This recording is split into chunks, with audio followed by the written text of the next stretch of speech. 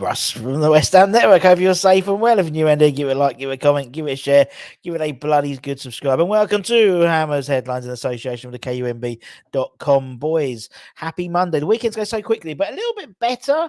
I feel a little bit more infused with Monday because obviously we got a point at St James's Park, which was a bit, I think a lot of people were predicting us to get beaten.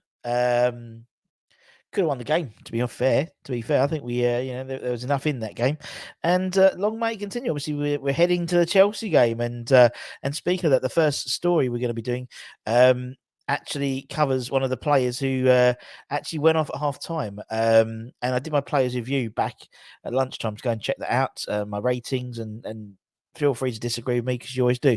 But in terms of one of the players, obviously Ben Johnson came on for Tilo Kehrer at half time for what was believed to be maybe a knock, maybe an injury. Also, Areola was not in the match day squad. Apparently, he had a hamstring problem as well. And it seems that also Tilo had a hamstring problem at half time. According to several sources, we could be going into the Chelsea game without Tilo Kehrer, another centre back injury. This one's a hamstring injury. He felt uncomfortable with his hamstring. Don't know what that means. So he was withdrawn at half time in the 1-1 draw at St James's Park and replaced with Ben Johnson playing the right side, who I thought played really well in that position, to be honest. And, the decision was made at half time by Moisey to take Kehrer off so he couldn't maybe not aggravate the injury any further. So already, going to the Chelsea game, we were already missing, going to the Newcastle game, we were already missing Kurt Zouma. And he doesn't seem to be close to return to action just yet. Missing Kehrer for the Chelsea game will be a big blow for Moyes. But we do have other options. And I think Ben Johnson came in and acquitted himself quite well in that position. And I think that should be his position going forward. I think that to me seems his most natural. He got up to the game, speed the game very, very quickly. And defensively, I thought he was very solid there. So, with Ben there, it's a reliable option on the right-hand side of that back three. So I think you're probably seeing a very similar side for the Chelsea game as you saw on Saturday. Elsewhere over the weekend, a historic moment for the West Ham women's side, who secured their first ever WSL point against Arsenal at the weekend as they drew 0-0 yesterday at the Chigwell Construction Stadium in Dagenham and Redbridge, their ground, on Sunday evening. It was a really hard. Paul Konchesky's side worked really bloody hard, and they had a record crowd at the Dagenham Redbridge Stadium of about 2,800, and they were rewarded with a point. The West Ham goalkeeper Mackenzie Arnold was in fine form, and the game was on Sky Sports as well, which was great as well. It's great to see more of those of the WSL games on Sky Sports, so people can see.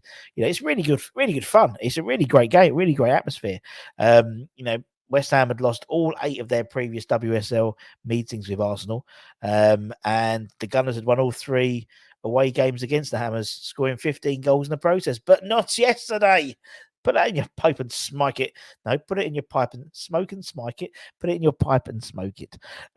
West Ham now are 7th in the WSL, and next up are Chelsea. So we've had we've played arguably 2 of the best WSL teams in consecutive games. We've got Chelsea in the FA Women's League Cup, the Conti Cup semi-finals. Semi-finals, and it's at home on Wednesday. This Wednesday coming, 7:15 kickoff. Get down to the construction centre, the construction stadium, Dagenham Redbridge ground, and cheer on the women. Obviously, Paul Konchesky's doing a great job there with that side, and also another glimpse of historic significance, so to speak, for the under-18s, who for the first time in 18 years have qualified for the quarterfinals. Yeah, for the quarterfinals of the F8 Youth Cup for the first time in 18 years. They got back to winning ways. They lost to Southampton last week. That was the first defeat. It's the first non-win all season. They won 4-1 away to Stoke City on Thursday nights.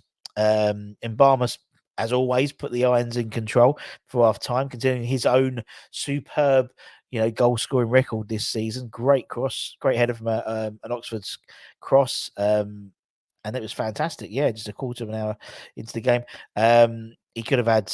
I mean, he could have added a third for the Hammers before the interval, but would find the net again on the 48 minutes with a powerful right-footed shot. So not just a header, but a shot as well, and then turn provider for George Earthy to not long after to make it. Well, a stroll in the park, really, at the Britannia Stadium for West Ham. Victory puts us into the quarterfinals for the first time since the 2004-05 season, and we've got a trip against Ipswich at Portman Road waiting for us in the last 8. It wasn't all good for the development squads with the under 21s. On Friday, they lost 2-1 to Monaco in the Premier League Invitational Cup. Dan Jester scored in the first minute for West Ham, but then Monaco took control of the game. West Ham went into the game knowing that qualification to the knockout stages of the Invitational Cup were impossible, really, and was beyond them. So, it was almost like a dead rubber game for us, really. Next up for the 21s is a home match against Fulham at Rush Green this Friday night. So, yes, all in action, and then obviously then we're playing Chelsea on the Saturday 12:30 kickoff. I just found out, so I have to make sure I get there on time. But apart from that, it's been a pleasure, ladies and gentlemen. Thank you so much for your time. As I said, we've got some really cool stuff this week. We've got Tony Carr on the show on Wednesday nights, 9 p.m. UK time. Make sure you watch that. That's going to be really interesting, talking about the academy, and we'll be doing it live, so you have your opportunity to ask your questions, get your points across to Tony, and get some response from the oracle of the academy that is Tony Carr, 50 years man and boy at West Ham. So I think that'd be really interesting. And we've got obviously the previews for the Chelsea game. Should have Scott Minto on doing the a sort of ex-player analysis of the preview, which will be quite interesting as well.